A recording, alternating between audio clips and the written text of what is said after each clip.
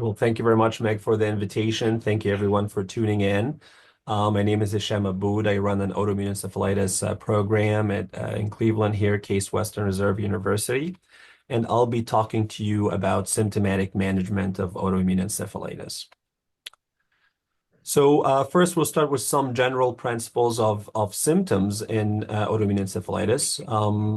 First of all, we all know that autoimmune encephalitis is a polysymptomatic disease. It's not a disease of a singular presentation. There's usually cognitive symptoms, psychiatric symptoms, movement disorders, seizures, dysautonomia, sleep disorders, all happening together in the same patient. Most of the symptoms develop acutely or subacutely, but there are exceptions where there is a chronic or a gradual presentation in autoimmune encephalitis, like in GAD65 syndromes, for example. The symptoms depend on which anatomical parts of the brain are inflamed. So the anatomical phenotype is very important to predict what kind of symptoms will predominate the clinical picture. But keep in mind that some autoimmune encephalitis syndromes don't really have a specific anatomical phenotype, like in anti-NMDA receptor encephalitis, typically the MRI is negative. So some of the clinical picture may be dictated by the antibody itself in some situations. The most important rule in treating autoimmune encephalitis is that the best symptomatic therapy for all symptoms is immunotherapy. So you start with your high-dose steroids, your IVIG, your plasma exchange. That's the mainstay treatment of almost all the symptoms. The symptomatic medications are mainly used if the symptom is refractory or resistant to immunotherapy, or if there is residual symptoms after recovery from the acute stage. And this is what we were talking about those residual symptoms that will require long-term treatment, like post-encephalitic epilepsy or movement disorders. These are rare, but when they happen, they will require long-term treatment.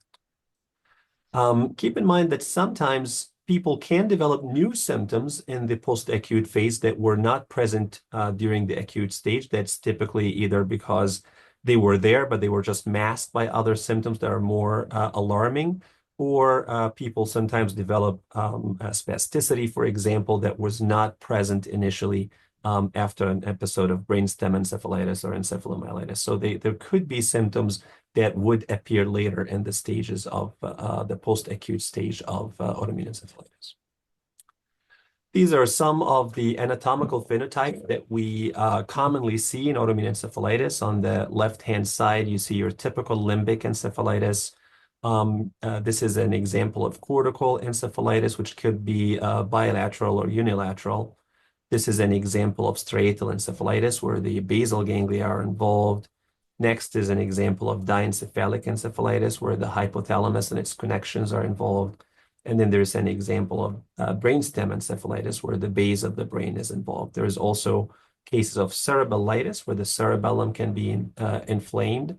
There are cases of encephalomyelitis, where both the brain and the spinal cord, and sometimes even the peripheral nervous system, is involved. And there is also cases of meningoencephalitis, where the meninges are also inflamed in addition to the brain.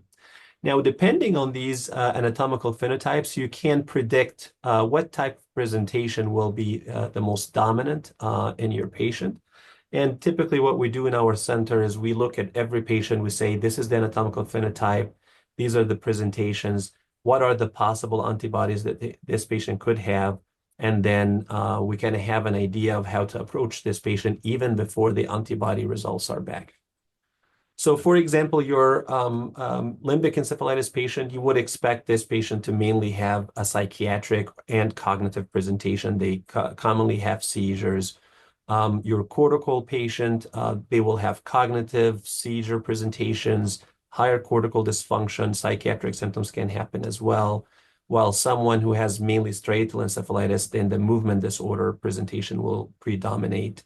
Ataxia will predominate if it's cerebellitis, and so forth. So you can look at the anatomical phenotype and predict what the typical symptoms or the most common symptoms will be. And it's typically, there isn't a lot of disconnect when what we expect based on inflammation is what we typically see in terms of patient symptoms, with some exceptions, of course. Motor weakness is very rare in autoimmune encephalitis unless the spinal cord is involved or unless there is diffuse brainstem encephalitis. Sometimes diffuse cortical encephalitis can cause motor weakness as well.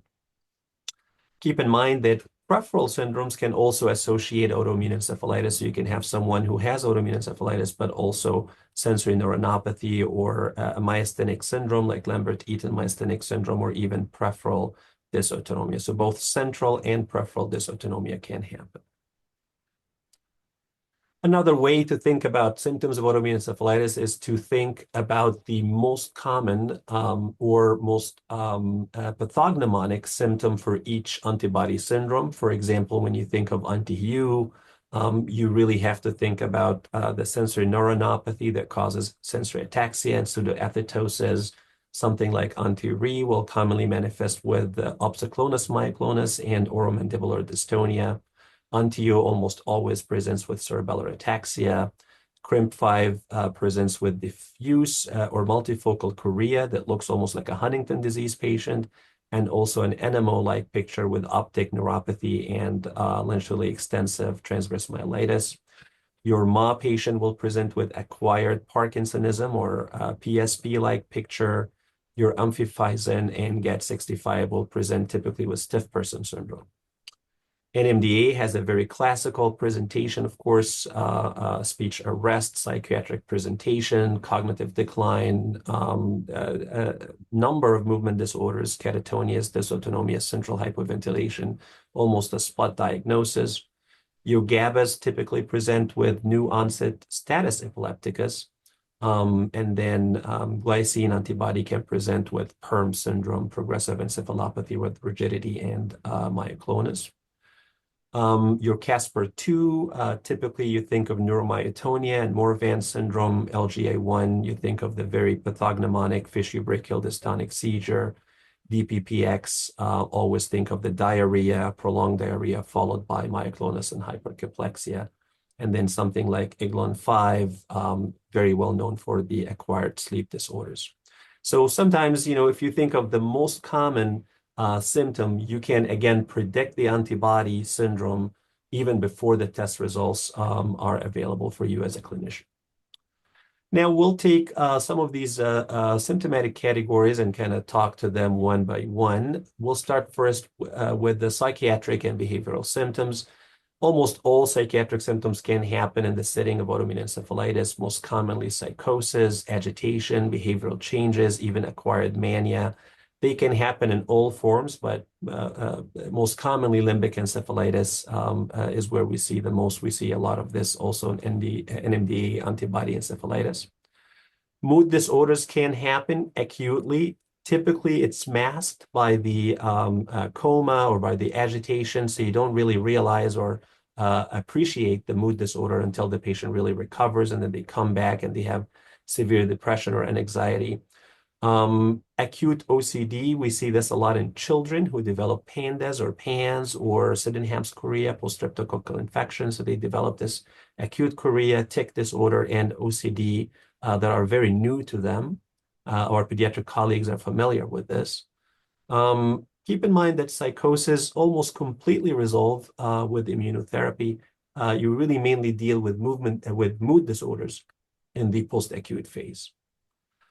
People can also develop new mood disorders that did not really experience during the acute phase, mainly in the form of post-traumatic stress disorder. After waking up from a coma that lasted for 3 or 4 months, all of a sudden you lost loved ones, you lost your job, and a lot of things happen in the world and you have no recollection. So we've seen a lot of post-traumatic stress disorder after experiencing an episode of autoimmune encephalitis.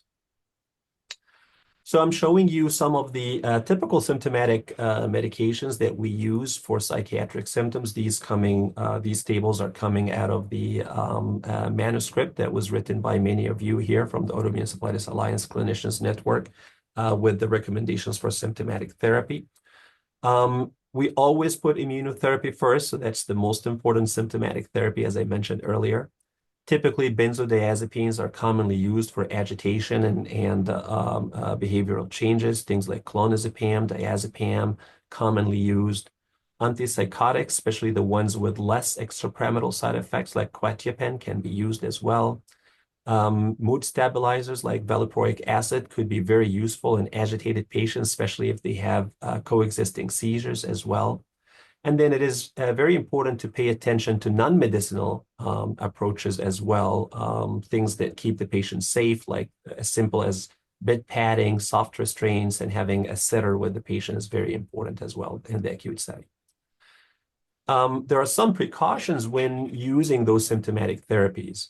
Try to always avoid over-sedation polypharmacy. Not everything you see you need to treat, only if it really poses a risk on the patient or people around them that you need to address that. Avoid medications that lowers the seizure threshold in someone with active seizures or at very high risk of seizures, especially things like clozapine and olanzapine, very commonly used, but they really lower the seizure threshold, so maybe they're not the most suitable for your seizure patient. In patients with severe dysautonomia or cardiac manifestations, try to avoid antipsychotics that have a significant effect on the QT interval, like ziprasidone and haloperidol. And then keep in mind that almost any antipsychotic sometimes can really worsen the involuntary movement. So you can use something like Haldol, and then patient develops a neuroleptic malignant syndrome. And we know that NMDA patients in particular are very sensitive to these antipsychotics, so be very careful when using those. For long-term psychiatric symptoms, very important to involve psychiatry. In our center, our psychiatrist actually sees every single patient after they recover from autoimmune encephalitis. As I mentioned, typically you don't really need a lot of antipsychotics. Psychosis almost completely resolves, but you will need medications to work on mood, SSRIs, SNRIs, or DNRIs for any residual depression and anxiety, or for de novo post-encephalitic PTSD. Second is seizures, very important symptom as well. Most of the seizures that develop in the setting of acute autoimmune encephalitis have a focal or multifocal onset. They are commonly seen in limbic and cortical encephalitis in particular. Some cases may present as new onset refractory status epilepticus, sometimes even super refractory, meaning even refractory to medically induced coma. Immunotherapy remains the mainstay of treatment. It's better than any seizure medication. Most seizures will resolve in the majority of the patients. Rates of post-encephalitic epilepsy are actually very low, and mainly seen in patients who develop acquired cortical atrophy after cortical encephalitis or acquired mesial temporal sclerosis after an attack of limbic encephalitis.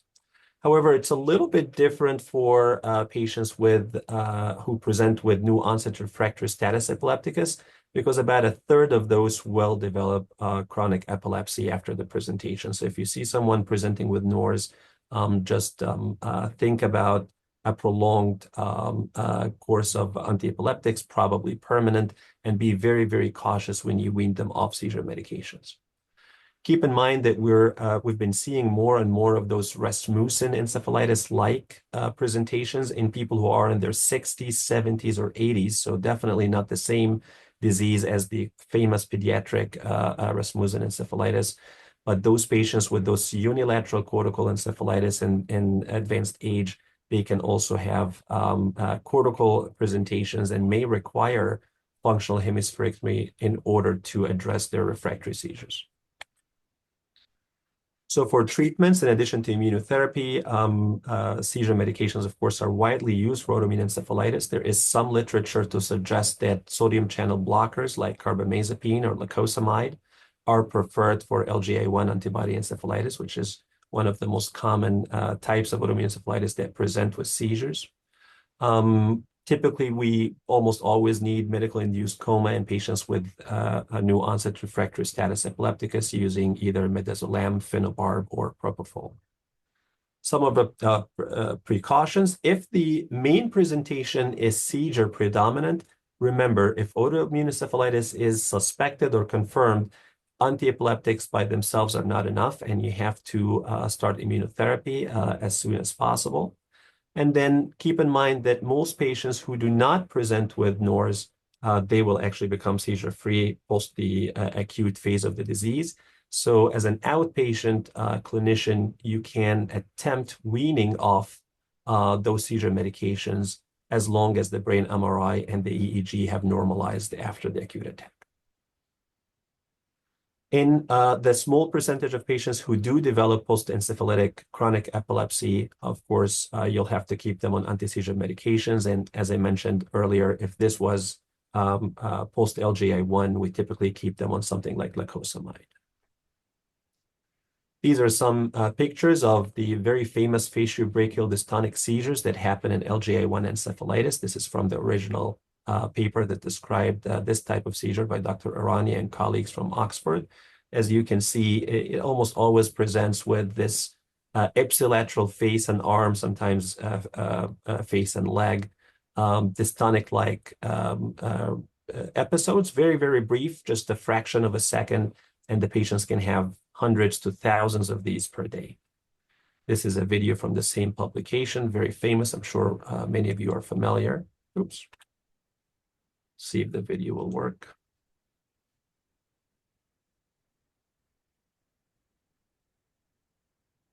So you'll notice the patient just had an attack with left face and left arm. And towards the end of the video, I think she'll have another one. So again, very frequent, very brief, usually EEG negative, but if you're familiar with the semiology, you'll be able to pick them up, and they can happen months before the full-blown limbic encephalitis presentation. So if you address them with immunotherapy early on, you might even prevent the patient from going into full-blown LGI1 encephalitis. Movement disorders, that's my favorite topic in autoimmune encephalitis. Movement disorders, almost any phenomenology can happen. They typically are acute or subacute, but generalized or multifocal. So many of you or any of you who is familiar with movement disorders, most of our movement disorders that are neurodegenerative in nature, they are generalized, but they happen gradually, like Parkinson's disease. And then if you have an acute movement disorder, typically it's very focal if it's coming from a stroke or a demyelinating lesion, for example. But if you have the combination of the two, acute presentation but generalized, you really have to think of an autoimmune syndrome like autoimmune encephalitis or one of the antibodies in causing this. Commonly seen in striatal encephalitis, also in brainstem encephalitis, encephalomyelitis, and of course, ataxia with cereballitis. The most common phenomenologies that we see include ataxia, stereotypies, catatonia, dystonia, acute tics in children with pandas or Sydenham's chorea, stiff person syndrome, chorea, acquired Parkinsonism, and so forth. So almost any movement disorder can really happen. Again, immunotherapy is the mainstay of treatment. Symptomatic medications may still be needed if in the acute phase, if the movement is very severe, causing harm to the patient or people around them. But residual movement disorders can also happen rarely and may require long-term symptomatic therapy. Keep in mind that some cases of stiff person syndrome or cerebellar ataxia can really become chronic and may require lifelong symptomatic treatment if available. And then keep also in mind that some patients may develop new onset movement disorders in the chronic phase, especially spasticity and tonic spasms, as I mentioned earlier. So for symptomatic therapies, in addition to immunotherapy, we typically use benzodiazepines in order to address myoclonus, stiff person syndrome, PERM, catatonia, especially lorazepam, dystonia, stereotypies, or any form of hyperkinesia or unspecified dyskinesia as long as it is hyperkinetic. Anticholinergics commonly used for dystonia. One of the most common presentations is dystonia. Also muscle relaxants like baclofen or tizanidine for dystonia or acquired spasticity or tonic spasms. Dopamine blockers like risperidone or depleters like tetrabenazine can be used for chorea, athetosis, hemibilismus or bilismus, tics, and hyperkinesias, while dopamine agonists or carbidopa-levodopa can be used for symptomatic management of acquired Parkinsonism, rigidity, or akinetic mutism. Now, the precautions when using these medications, again, you don't have to treat a movement disorder just because it's there. If the movement disorder is not causing harm, it's not causing any problems with the lines or with the intubation, if it's not causing harm to the patient in any way or form, you can just let it be, because polypharmacy and oversedation is a problem in itself, and patients can be very sensitive to the side effects of these medications. When you give any medication, especially antipsychotics for chorea or hemipalismus, watch for paradoxical worsening of the involuntary movement and the development of neuroleptic malignant syndrome, as mentioned earlier.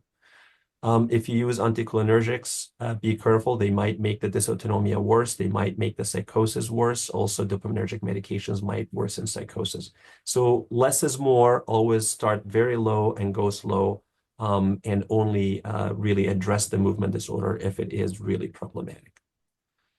For long-term management of residual movement disorders, most commonly we use benzos for stiff person syndrome. Patients who develop acquired Parkinsonism, it almost never goes away, so they will require dopaminergic treatment. And then, of course, spasticity will almost always stay and require muscle relaxants or botulinum toxin injections, as we will discuss later. So I have some videos from some of my patients with movement disorders in the setting of autoimmune encephalitis. This is a patient with anti-NMDA receptor encephalitis. What you're looking at is stereotypic movements that have some dystonic qualities to them. This patient kept doing this daily for nonstop for 3 months. And what you're looking at is the mildest. She's had it much worse than that, and we did require a lot of symptomatic medications to control it. This is a patient with antibody negative but probable seronegative autoimmune encephalitis that was biopsy proven. She has striatal encephalitis, as you can see in the image, and she presented with very severe acquired Parkinsonism that developed in less than a month. So she was fine, and then less than a month, she looked like a very advanced Parkinson's disease patient, as you can see, with the shuffling gait, the slow gait, and bradykinesia. And the inflammation was in the basal ganglia bilaterally, as seen. Unfortunately, this patient didn't really respond to immunotherapy or symptomatic therapy either, and passed away in about a year from the presentation. This is a patient who has anti-MOG brainstem encephalitis, as you can see in the images here, and she developed a very peculiar type of tremor, as you can see, very coarse, high amplitude, low frequency tremor of both upper extremities. Almost looks like a Holmes tremor, but really without the proximal component, as you can see. And this patient really completely, all the symptoms resolved after immunotherapy. That inflammation was extending all the way to the upper cervical cord as well. And all the inflammation fully resolved, and her clinical picture completely resolved with immunotherapy as well. This is a patient with paraneoplastic unilateral cortical encephalitis. As you can see here, he developed contralateral arm focal dystonia. It wasn't really weak, but developed this dystonia that became permanent after this attack of cortical encephalitis. This is a patient with anti-GFAP encephalomyelitis that developed severe spasticity in the post-acute phase. So again, he didn't have spasticity when he first presented, but later on developed severe spasticity. And what you're looking at here is spontaneous hip clonus that is very impressive, coming from the affection of the pyramidal tracts in both the spinal cord and the brainstem, as you can see, requiring significant interventions for spasticity later on after recovering from the acute episode of encephalitis. We'll switch gears to sleep dysfunction, very important as well. Almost all sleep symptoms can happen, including insomnia, hypersomnia, sleep disordered breathing that is acquired and new, REM-related behavioral disorders, and other parasomnias. They can all occur in autoimmune encephalitis, especially with diencephalic syndromes and brainstem encephalitis, also in NMDA, LGA1, and of course in IGLON5, where sleep dysfunction is the most prominent symptom category. Keep in mind that sleep is not just a sleep symptom. Actually, if you're not sleeping well, you'll have more seizures. You'll also be more agitated. So it kind of fuels into the other symptom categories of autoimmune encephalitis.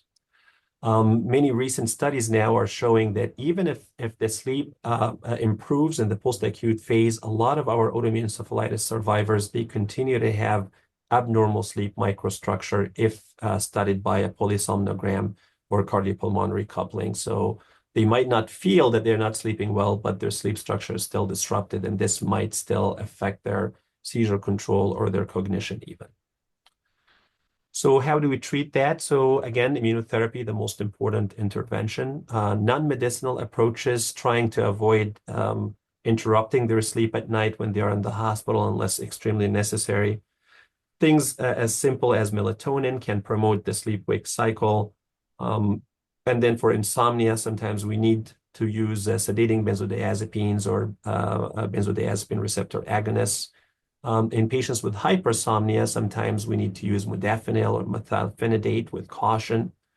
And then remember in the post-acute stage to make use of your polysomnograms and your sleep specialists because of that abnormal microstructure that those patients almost always left with for a while after the acute phase.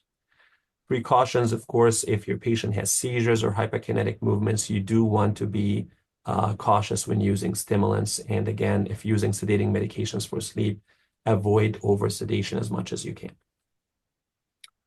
In the long term, again, the polysomnogram involve a sleep specialist. I've seen papers where clinicians actually retreated patients with abnormal sleep microstructure with immunotherapy again, with subsequent improvement in the sleep microstructure. Not something I've done personally, but it's something that maybe we should think about a little bit more frequently, especially if the patients still have some vague symptoms. Sometimes if you improve the sleep, they might actually feel better. Of course, if someone developed any sleep disorder breathing after an attack of diencephalic encephalitis or so forth, use CPAP machines and then any symptomatic medications as needed for any residual subjective symptoms of insomnia or hypersomnia. Autonomic dysfunction. Dysautonomia is very common, especially with diencephalic and brainstem encephalitis, also in NMDA. It can be life-threatening. The most common symptoms are sympathetic overdrive with tachycardia, hypertension, or erratic heart rate and blood pressure.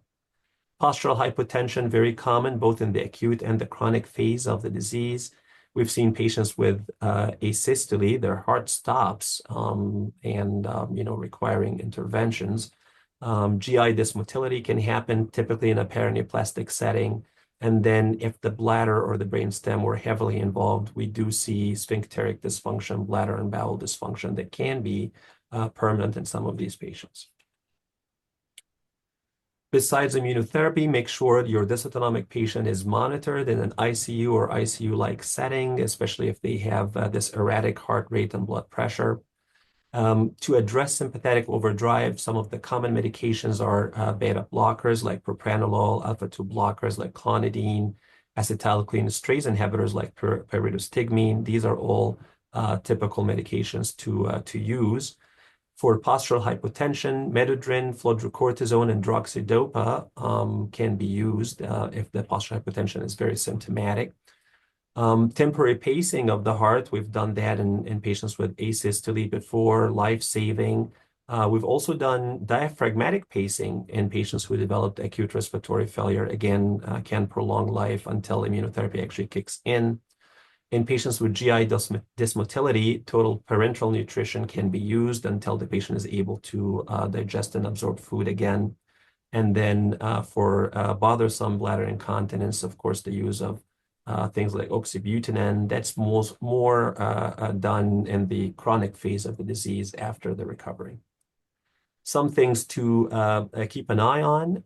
Keep in mind your dysautonomic patient may have an exaggerated response to any of these medications, especially the beta blockers. So be very careful, use the lowest possible dose, observe the patient after you give something like propranolol or clonidine. If you give metodrin or droxidopa or fludrocortisone, make sure to avoid supine hypertension, so the patient shouldn't really be lying flat for about an hour after any of these medications. And then if you need antimuscarinics, keep in mind that they can worsen the cognitive state of the patient or the cardiac, the dysautonomic cardiac manifestations as well. Long-term treatment, we typically mainly use things like droxidopa for postural hypotension in patients with persistent postural hypotension. Sometimes we've used prokinetic agents for GI dysmotility, the antimuscarinics as mentioned. And then even for bladder dysfunction, sometimes we've used botulinum toxin injections or even a bladder stimulator. Cognitive dysfunction, so that's also a big one here. Typically, the actual memory complaints might not be early detected early on because the patient could be completely comatose or have impaired awareness. So this kind of masks the cognitive symptoms, but then they become more detectable in the post-acute phase when the patient actually wakes up and they realize that their memory is not the same as it used to be. There are some cases of autoimmune encephalitis that are more gradual and chronic presenting, and they will look like dementia, actually. There was a recent presentation at AAN about those patients from the Netherlands, and 1/3 of those types of patients really met criteria for dementia. Residual cognitive deficits after immunotherapy, these are actually the most common residual symptoms after autoimmune encephalitis, and requires a lot of attention in the post-acute phase of patient care. But the rates of true post-encephalitic dementia are actually not known. And so is the effect of things like donepezil or rivastigmine or memantine. We don't know if they have any value in patients with post-encephalitic dementia. So this is an area that does require more research. In real life practice, one of the most helpful intervention is comprehensive neuropsychological rehabilitation, especially the younger the patient, and if they did not have any cortical atrophy or tissue loss after encephalitis, we see very encouraging results with a neuropsychological program. But this needs to be standardized, and also the effect of neuropsychological rehab needs to be tested and generate evidence in order for insurance to cover, because these are very involved programs that require a lot of visits, weekly visits, sometimes even more frequent. Sometimes it involves an occupational therapist going to the house of the patient. So we need to generate some evidence in order to ensure consistent insurance coverage for these programs post-encephalitis. These are some slides that I borrowed from Dr. Jill Weingartner, our head of neuropsychological rehab here at CASE. She's very interested in this topic, and she helps almost the majority of our patients, really. Every patient has to have their own plan. What are their goals? What were they state before the autoimmune encephalitis event, and how can we help them reach those goals?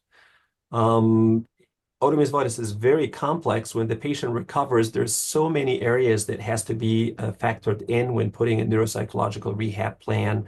You know, what was that patient before the autoimmune encephalitis? What kind of job, what kind of social role they had at home?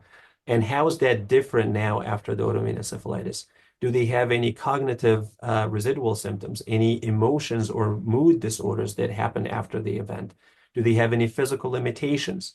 What are their goals? Are they trying to go back to work? Are they just trying to regain their role at home?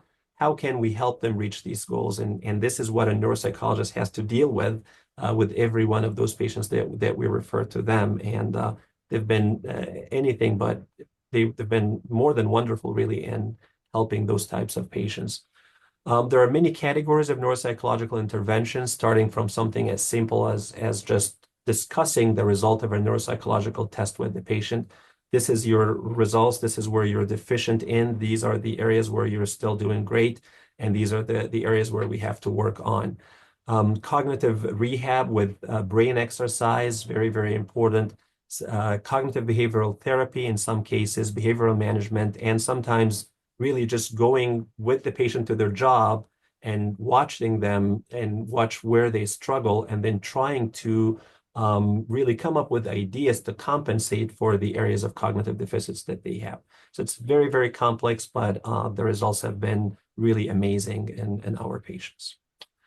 There are some miscellaneous symptoms as well. Things like neuropathic pain have been described, especially with Caspr-2 and LGA1 and anti-glycine antibodies.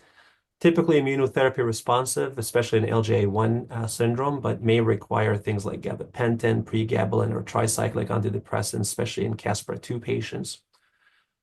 Patients with cortical encephalitis, especially those Rasmussen-like patients, they will end up with higher cortical dysfunction that can be permanent, including things like aphasia, hemianopia, cortical blindness, and hemi-neglect. This will require a lot of work from occupational therapy and even consideration of brain-computer interface or some neuromodulation techniques to compensate for the lost function. Motor weakness, rare, thankfully, in autoimmune encephalitis, but it can happen in encephalomyelitis or brainstem diffuse inflammation. Unfortunately, there isn't any symptomatic treatment for weakness, but you can, again, try to use some neuromodulation compensation, BCI, brain-computer interface, or at a minimum, try to address the spasticity that might happen with the weakness as much as you can, including consideration of intrathecal baclofen pumps or botulinum toxin, just like you would do for your typical MS patient.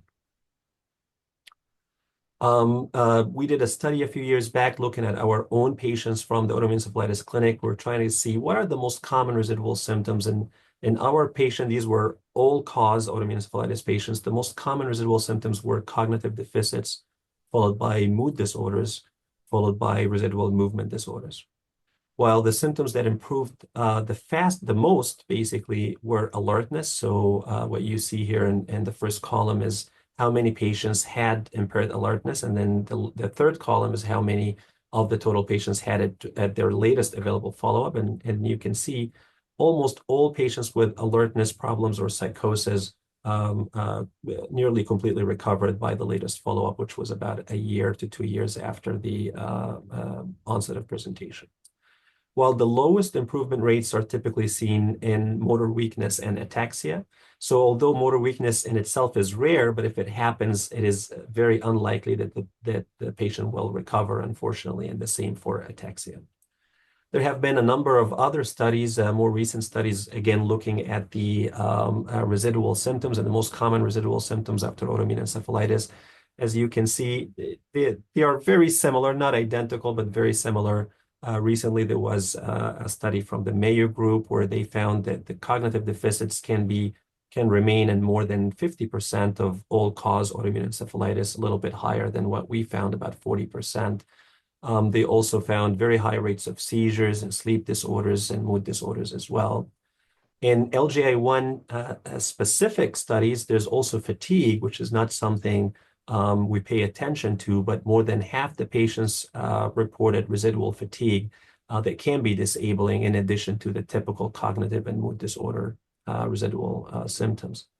In NMDA receptor encephalitis studies, again, cognitive and mood disorder are the most common, but there's also a lot of patients who really, despite improving, they cannot go back to their work or study. So the residual symptoms is really a real thing in autoimmune encephalitis. We always think of autoimmune encephalitis, oh, this is a reversible condition, but it's not fully reversible. And it also tells us that, yes, immunotherapy is effective, but maybe we need better immunotherapies early on in order to minimize those residual symptoms. And also maybe we need to do a better job in addressing them with restorative interventions or symptomatic medications. So in conclusion, autoimmune encephalitis is fully symptomatic. Most symptoms are responsive to immunotherapy, but some symptomatic treatment may be needed in both the acute and the recovery stage of the disease if the symptoms are partially or fully refractory to immunotherapy. Clinicians should balance the benefits and the side effects of symptomatic therapy. Avoid unnecessary polypharmacy is as important as also addressing symptoms. The most common residual symptoms after recovery from autoimmune encephalitis are cognitive deficits, mood disorders, movement disorders, sleep disorders, seizures, and fatigue. Studies are needed to evaluate the rates of post-encephalitic dementia and the role of neuropsychological rehabilitation and things like memantine or donepezil in those patients. And then maybe we should pay more attention to the sleep microstructure of our patients, do more polysomnograms and even trying maybe retreatment with immunotherapy in patients with significant residual disruption, because this might actually translate into better cognition and better control of seizures and other symptoms. So I'll stop here. I hope that was useful, and I'll be more than happy to take any questions.